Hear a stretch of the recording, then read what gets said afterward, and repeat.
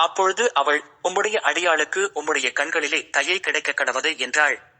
அப்புறம் அவள் துக்கமுகமாயிருக்கவில்லை. 1 சாமுவேல் 1:18. பொருத்தனையும் விசுவாசமும்.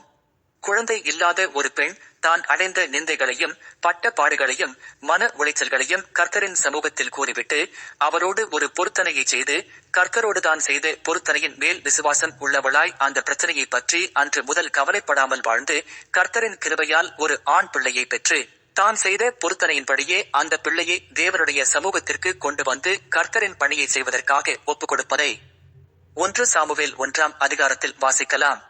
கர்த்தர் மேல் உன் பாரத்தை வைத்துவிடு, அவர் உன்னை ஆதரிப்பார், நீதிமானை ஒருபோதும் தள்ளாட ஒட்டார். சங்கீதம் 55:22.